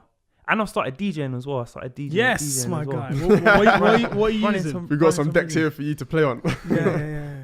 It's good fun DJing. I can't lie, man. And that's what it's like been. It's been my hobby. Yeah, it's a great hobby, man. But it was like for me, I wanted to have a hobby that was going to do something, if that makes sense. That like, I'm not saying I want to become some big DJ out of doing it, but I just wanted to have a hobby that serves purpose, if that makes sense. So it was just. Well, I mean, like, you never know the next events that you do. You haven't answered the question though. Start spinning. Yeah, that's what I'm start DJing. I'm gonna make sure he gets. That's what I'm looking to do. That's what I'm looking to do. Yeah, no, it's good. But, give me a shout if you need a DJ too, bro. I'll come through and drop some rhythms as well. What, some soca? If you want. Huh? No, I know you was with the small of course, man. earlier on, so I'll just, yeah. But I mean, I play everything, man. Okay. I mean, I was a little gun because you thought I was gunning Jamaica. But hey, man, I'll let that one pass. I hope you don't play bashment. Why not? What's wrong with bashment? Huh? I'm still hurt. You kind of insulted my country. No, I love bashment. Don't get me wrong. Come on, man. Do you know how it put a smile on my face when Buju Banton got freed, man? Okay. Come on, my guy. But yeah, no, I wasn't. I was just trying to say that Carnival's more a thing that I would associate with our countries. We're running out of time. We are not going back to this. We're not going to go back to that. Okay. So we'll catch up on the DJ thing after and off air, innit? But yeah, no. So the question. Do you want to run it one more time? I thought I didn't answer it. I was in my answer till I was rudely interrupted by you know what I mean? By the Jamaican hater. I just no, I love Jamaicans. Relax, man. Patty and cocoa bread. Yeah, we're good. I like jerk chicken and red stripe. Yeah.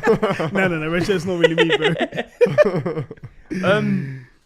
Yeah. So I guess for me, it's the utilization of time and making the most of time. And that I think a lot of people say that you can be whatever you want to be, but I think a lot of people don't really like believe that concept, and it's kind of just a nice thing to say. But do you believe in that concept? Yeah, I like 100%, and I think that there is a power in like actually believing and also action. Like a lot of people, they say, you know, I want to be a boxer, I want to be this. It's just like you got to put the work in. Like you got to be waking up at whatever time and putting the work in, putting the grind in. Yeah, and having a team around you that also supports you.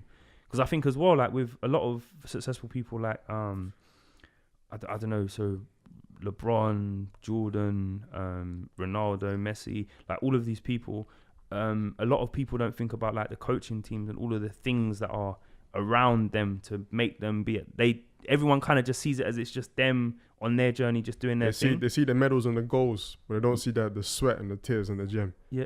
But no, I'm just mean like all of the things they don't around see the production, like especially in football now, like everything is so scientific and, you know, planned to a T. They don't see the strength and conditioning teams. They don't see, you know, even his mum, like the mums or the dads, the family, like cooking the meals every day or her meals every day. Yeah. You know, making sure that they stick to a certain schedule, weighing their food, etc. Or, you know, the coach's strength and conditioning, you know, or, you know, the people in the gym, the trainers, and all those people who, you know, they never really get the mention, but or they might get the mention when he wins something, but it never comes into the consumer's mind who sees the celebrity. Ronaldo, like if you say Ronaldo, you just think of Ronaldo. Like, he's the god, or he's, you know, CR7 versus Messi, but everyone has that row. But yeah, you never actually really see, oh man, his physio probably is really good because, you know, when he breaks his leg or when, you know, when he's injured, who's the one that's rehabilitating him? So yeah, that's a good point. That is a very good point. But wrapping up there then. But yeah, man. Leon, where can they find you on the socials? So my personal social media is Sweets Lewis. That's SWEETSLEWIS. That's my like I guess my regular page that I use on a regular basis. He's got some good pictures. He takes good pictures. Well, that's not my photography page. No, but I'm saying who takes the pictures of you? I get people to take pictures. They're good, man. I want to have when you get the photographer lines up the picture though. You say this is what I want. I want it there. This is how I want it, and the angle and make sure that the lines. He talks about the 1/3 composition. All of that. Yeah. You got to talk it, but yeah. But I don't like pictures as well. That's another thing. I hate my picture being taken, and even like me doing podcasts and doing all of these things. Like I've not been the greatest of like public speakers, and I mumble a lot and use gap fillers and and yes. Mate, you didn't use any today, so yeah. I'm sure when I listen back, I'm gonna be barely any hearing all of my but yeah, there was one there. Yeah, but that's because I induced that one. Yeah, and my photography page is Leon and Lewis, And then the Man Talk event, the Instagram for that is the Man Talk. And when's the next event coming up? The next event is on the 19th of June, which is at the Ritzy in Brixton, and starts at 8:30. And tickets are available via themantalk.co.uk. The panel is Terrell Lewis, myself, and Xavier, the life coach, are sort of the standard three that will always be there. And then we've also got as guests Chucky Online, Xavier. No, why am I saying Xavier? Yanni from Yanamize, and Callum Best. Yeah, incredible. Sweet. Kofi, it's been a pleasure. Pleasure having you here, man. Thank you guys for having me on as well. Like it means. I've generally been excited for this conversation for a while. Yeah, man. I'm happy from when we met you, from when we. It's one of those Charlie Stoff ones that they say to everyone when they're on that, you know. Bro. You see, with a podcast, you can actually go back and listen to it. Yeah, man. You can actually check that. Like, we rarely have a podcast that, you know, flows like this, and you know, I'm gonna go home and I think a lot about, like, because usually we're talking about what's happened before, but now I'm, you know. I think this makes a nice change. It's a nice change because last week's episode was a lot more banter. Heated. This is more, you know, focused. You know, a bit more. I'm gonna think a lot more, like post the podcast and whatnot. So yeah. Kofi, where can I find you on the socials? As usual, you can find me on Instagram at SBK Worldwide, on Twitter at KTheFixer, and yeah, that's about it, guys. Yeah, and my name is Izu. It's Izu Du Mulatto on Instagram and on Twitter. You can find the podcast at the Unplugged Podcast on Instagram and on Twitter. Remember, that's Unplugged spelt with 3 G's. Episode 29, we out. Peace. Easy.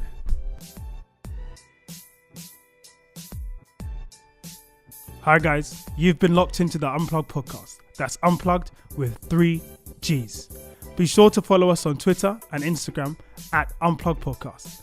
See you on the other side.